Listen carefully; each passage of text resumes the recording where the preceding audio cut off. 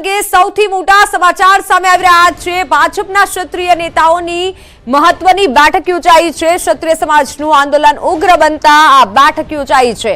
ઉમેદવારી પત્ર ભરતા પહેલા આંદોલન પૂર્ણ થાય તેના પર ચર્ચા કરાશે। ચર્ચામાં નેતાઓને જવાબદારી સોંપાશે। ભાજપ ક્ષત્રિય નેતાઓની બેઠકમાં ગૃહ રાજ્યમંત્રી હર્ષ સંઘવી પણ હાજર રહેશે। મંત્રી નિવાસસ્થાને આ બેઠક યોજાશે। આંદોલન ઉગ્ર બનતા એક બાદ એક બેઠકનું આયોજન કરવામાં આવી રહ્યું છે। હાલ જે બેઠક થવાની છે જેમાં ગૃહ રાજ્યમંત્રી હર્ષ સંઘવી પણ ઉપસ્થિત રહેવાના છે। રૂપાલા વિવાદ અંગે સૌથી આ મોટા સમાચાર છે। ભાજપના ક્ષત્રિય નેતાઓની મહત્વની બેઠક યોજાવાની છે। આંદોલન ઉગ્ર બનતા હવે ભાજપ દ્વારા બેઠક યોજાવાની છે। ચર્ચામાં નેતાઓને જવાબદારી પણ સોંપાઈ શકે છે કારણ કે વિવાદ ઉગ્ર બની રહ્યો છે। છેલ્લા ઘણા દિવસથી જે વિવાદ છે રૂપાલા વિવાદ, ક્ષત્રિય સમાજની બસ એક જ માંગ છે કે રૂપાલાની ટિકિટ રદ કરો। તેમની સિવાય કોઈ પણ અન્યને ઉભા રાખો પણ રૂપાલાની ટિકિટ રદ કરો। આ માંગ પર ક્ષત્રિય સમાજ અડગ છે તો બીજી તરફ ભાજપ પણ અડીખમ છે। ભાજપનું પણ કહેવું છે કે ટિકિટ રદ નહીં થાય। ત્યારે આજે ભાજપ દ્વારા આ મહત્વની બેઠક થવાની છે। ક્ષત્રિય સમાજના જે નેતાઓ છે ભાજપના ક્ષત્રિય નેતાઓને લઈને આ બેઠક થવાની છે જેમાં ગૃહ રાજ્યમંત્રી હર્ષ સંઘવી પણ ઉપસ્થિત રહેવાના છે। આ મહત્વની ચર્ચા થવાની છે। આ બેઠકમાં રૂપાલા વિવાદ અંગે જે વિવાદ ઉગ્ર બન્યો છે તેને લઈને ચર્ચા થવાની છે। ગાંધીનગર ખાતે આ બેઠક મળશે ત્યારે ક્ષત્રિય સમાજનું આંદોલન ઉગ્ર બનતા મહત્વની બેઠક યોજાઈ છે। ચર્ચામાં નેતાઓને મહત્વની જવાબદારી સોંપાઈ શકે છે। હોઈ શકે છે કે ક્ષત્રિય સમાજને મનાવવાના પ્રયાસ થઈ શકે પરંતુ એકવાર જે બેઠક થઈ હતી તેમાં કોઈ પણ સફળ પ્રયાસ ન થયા અને બેઠક નિષ્ફળ રહી હતી। પરંતુ ફરી એકવાર ભાજપ દ્વારા મહત્વની બેઠક થવાની છે જેમાં ક્ષત્રિય નેતાઓને મહત્વની જવાબદારી સોંપાઈ શકે છે। આ બેઠકમાં વિવાદ જે છે તે ઉગ્ર બની રહ્યો છે। ક્ષત્રિય બહેનો પણ લડી લેવાના મૂડમાં છે ત્યારે આ બેઠકમાં ગૃહ રાજ્યમંત્રી હર્ષ સંઘવી પણ ઉપસ્થિત રહેવાના છે। આ બેઠકને મહત્વની માનવામાં આવી રહી છે કારણ કે રૂપાલા વિવાદ વધી રહ્યો છે।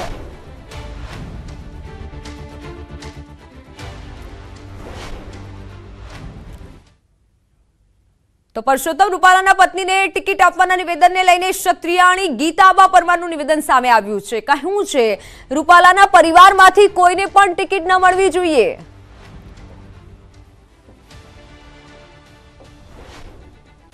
રૂપાલાની વાઈફને ટિકિટ આપે તો પાવર તો રૂપાલાનો જ રહેવાનો ને।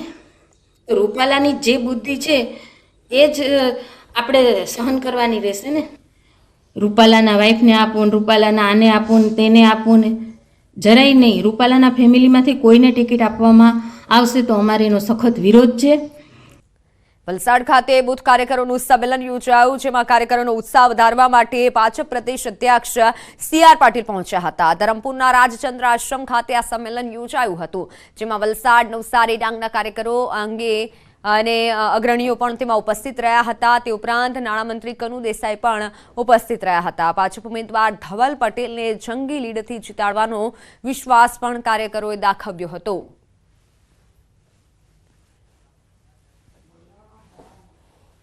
કાર્યકર્તાઓનું સંમેલન, બૂથ પ્રમુખ અને બીજા કમિટી મેમ્બર્સનું જે સંમેલન ભાજપના પ્રદેશ અધ્યક્ષ CR પાટીલ સાહેબની અધ્યક્ષતામાં રાખવામાં આવ્યું। લગભગ 7,000 થી 8,000 જેટલા કાર્યકરોએ એમાં ભાગ લીધો।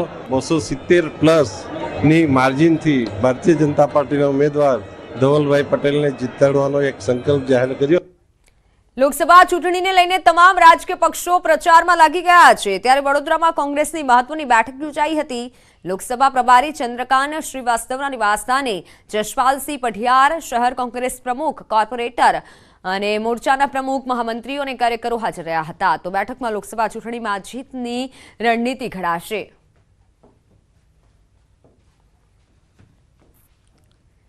પોરબંદર લોકસભા બેઠકના ઉમેદવાર મનસુખ માંડવિયાનો અનોખો પ્રચાર। રાજકોટના દળવી ગામે મનસુખ માંડવિયાએ બળદગાડામાં બેસી પ્રચાર કર્યો। મોટી સંખ્યામાં ગ્રામ્યજનો ઉપસ્થિત રહ્યા હતા। બળદગાડા પર શણગારવામાં આવ્યો હતો ત્યારે મનસુખ માંડવિયા સાથે ધારાસભ્ય જયેશ રાદડિયા પણ ઉપસ્થિત રહ્યા હતા। લોકસભા ચૂંટણી દરમિયાન માંડવિયાનો અલગ મિજાજ સામે આવ્યો છે।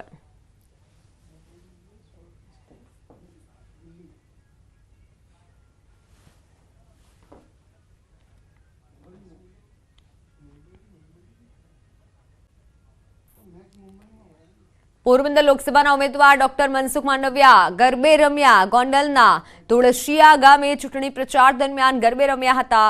લોકોની લાગણીને ધ્યાનમાં રાખી માંડવિયા પણ ગરબા રમતા નજરે પડ્યા.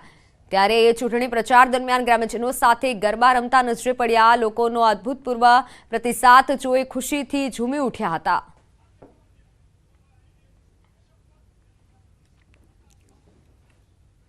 ખેડાથી મહત્વના સમાચાર. ખેડાના કપડવંજમાં પાટીદારોનું એક મહાસંમેલન યોજાયું. વિશ્વ ઉમિયા ફાઉન્ડેશન દ્વારા પાટીદાર મહાસંમેલનનું આયોજન કરાયું હતું. લોકસભાના ઉમેદવાર દેવુસિંહ ચૌહાણ પણ વિશ્વ ઉમિયા ફાઉન્ડેશન પ્રમુખ આરસી પટેલ સહિતના હોદ્દેદારો ઉપસ્થિત રહ્યા હતા. આ કાર્યક્રમમાં 5000થી વધુ પાટીદારો ઉપસ્થિત રહ્યા હતા. કાર્યક્રમમાં દેવુસિંહ ચૌહાણે સમાજની શક્તિ રાષ્ટ્રના નિર્માણમાં ઉપયોગમાં લાવવા આહવાન કર્યું હતું.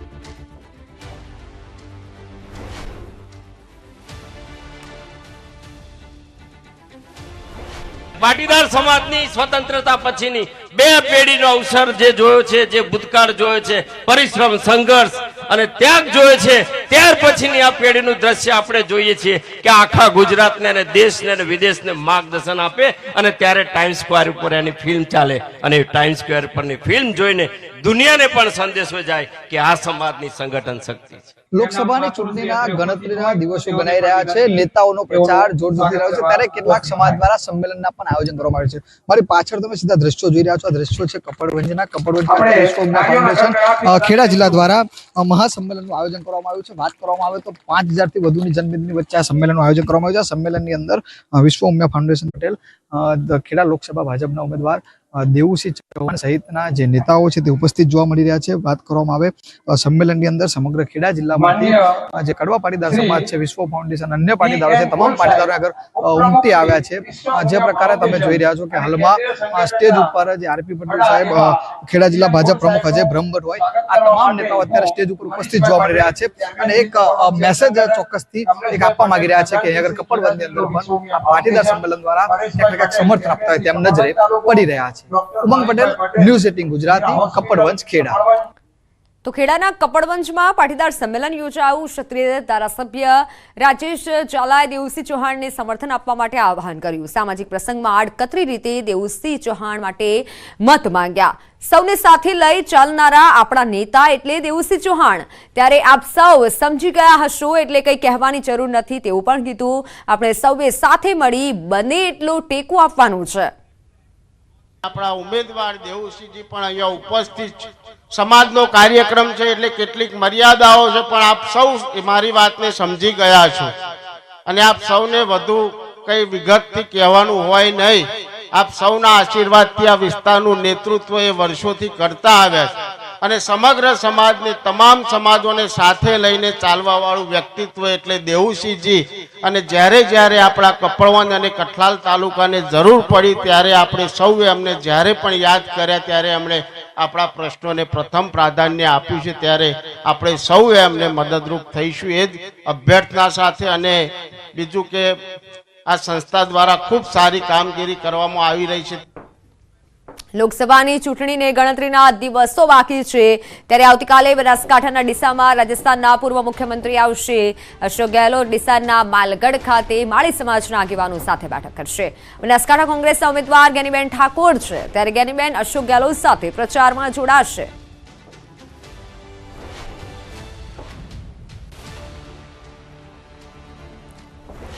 મુખ્યમંત્રી ભૂપેન્દ્ર પટેલ નર્મદાની મુલાકાતે છે. મુખ્યમંત્રીએ રાજપીપળા કમલમમાં કાર્યકર્તાઓ સાથે બૃહદ બેઠક યોજી હતી. આ બેઠકમાં મુખ્યમંત્રીએ કાર્યકર્તાઓને લોકસભાની ચૂંટણીને લઈને માર્ગદર્શન આપ્યું. ચૂંટણીને લઈને મુખ્યમંત્રીએ પણ પ્રચાર પ્રસાર શરૂ કર્યો છે. ત્યારે આ તરફ નર્મદા ખાતે તેઓ ઉપસ્થિત રહ્યા અને તમામને માર્ગદર્શન આપ્યું હતું અને સાથે કાર્યકર્તાઓ સાથે પણ વાતચીત કરી હતી. ચૂંટણીને લઈને મુખ્યમંત્રી નર્મદાની મુલાકાતે છે ત્યારે તમામ કાર્યકર્તાઓને પ્રચાર પ્રસારમાં જોડાવા માટે માર્ગદર્શન આપ્યું.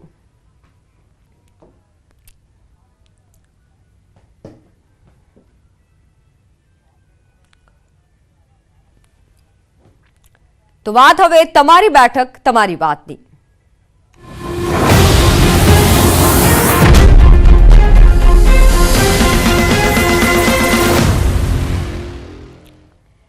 લોકસભા ચૂંટણીને ગણતરીના દિવસો બાકી છે ત્યારે સુરતના કાપડ વેપારીઓનો મિજાજ સામે આવ્યો.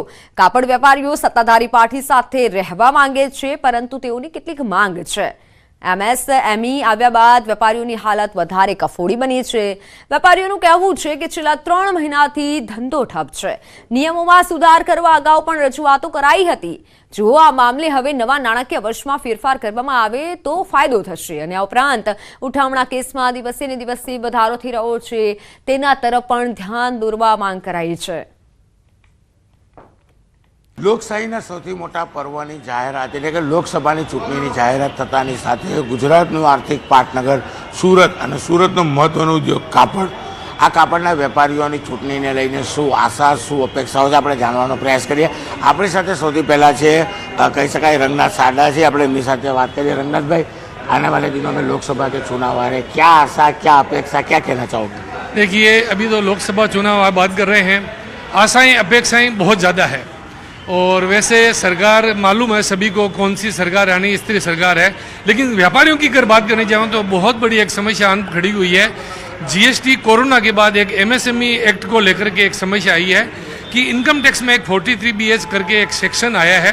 उस सेक्शन के तहत व्यापारियों की ये हालात हो गई है कि 3 महीने का व्यापार खराब हो गया. रमजान की सीजन थी, उगादी की सीजन थी, स्कूल यूनिफॉर्म की सीजन थी, शादी ब्याह की सीजन थी, सारी सीजनें फ्लॉप गई है. मात्र 20 से 25% व्यापार हुआ है. जो भी माल गया वो रिटर्न आ रहा है, क्योंकि सरकार ने एक कायदा लाए है कि 45 दिन के अंदर जिन्होंने पेमेंट नहीं किया उसके ऊपर जो भी उन्होंने परचेज किया उसको डिसअलाउ करके उनको इनकम टैक्स लगेगा 33%. उस डर से व्यापारी के पास पैसा नहीं है तो वो रिटर्न भेज रहा है. तो सूरत के व्यापारियों की हालत ककोड़ी हो गई है. क्या कायदा है उसमें फिर बदलने की बात की जाए? आपका नाम क्या कहेगा चुनाव को लेकर? मुकेश डागा. देखिए, चुनाव का तो माहौल है यहाँ पे, लेकिन व्यापारी जो वो हमेशा सत्ता पक्ष के साथ में रहना चाहता है और हमारी बात भी सुनी जाती है और हमारी बात भी ठेर तक पहुँचती है. लेकिन अभी जैसे भाषण बताया MSME को लेके इस बार हमारी पूरी सीजन ये सब फ्लॉप हो गई है, कवर करती है. वो सीजन MSME को लेके खत्म हो गई. इसमें थोड़ा व्यापारियों में रोष है. यूनिवर्सिटी की काफ़ी समय से मांग चल रही है, हम लोग काफ़ी समय से इसी मांग, लेकिन वो हमारी पूरी नहीं हुई है. और बहुत पहले मांग की थी भाई आर्थिक अपराध शाखा का यहाँ पे गठन किया जाए, वो उसका नहीं हुआ. तो आने वाले जो भी नए रहेंगे उनसे हमें यही है कि जो हमारी मांग है और सबसे बड़ा मार्केट आज है और रोजगार देने में भी सबसे अच्छा आता है इसका नंबर, तो उसके ऊपर सुनवाई होनी चाहिए. પણ અત્યારે અમારો મૂળ વિષય છે એ MSME ને લઈને સરકારે એક કાનૂન જે બહાર પાડ્યો છે MSME ને લઈને, એમાં બહુ મોટી પ્રોબ્લેમ આવી રહી છે વેપારીઓને. એની અંદર મોટી પ્રોબ્લેમ એ છે કે વેપારીઓની એની અંદર મેન્યુફેક્ચરર અને સર્વિસને તો જોડવી દીધું છે, પણ ટ્રેડિંગને એનાથી બહાર રાખી દીધું છે. જેનાથી એવું થાય છે કે જે મેન્યુફેક્ચરર તમે સમજો કે માલ બનાવે છે એ પોતાના ઘરે નથી રાખતો. જ્યાં સુધી એને એ હોલસેલર અને રિટેલર ત્યાંથી ઉપરથી પેમેન્ટ નહીં આપશે તો એ અહીંયા એના આગલા મેન્યુફેક્ચરને કેવી રીતે 45 દિવસમાં ચૂકવશે? तो आ एक बहुत मोटी प्रॉब्लम है. सुभाष जी, क्या बोलोगे? चुनाव आ रहा है, क्या आशा है, क्या अपेक्षा है सरकार से? आशाएं तो बहुत है. कृषि के बाद में सबसे ज़्यादा रोजगार देने वाला कपड़ा बाजार ही है. MSME जो कानून आया है उसकी वजह से पिछले 3 महीने से कोई व्यापार है नहीं, सब अपने घर का खा रहा है, किसी के 1 पैसे की कमाई है नहीं, बाहर गांव के व्यापारी मंडियों में आ नहीं रहे हैं.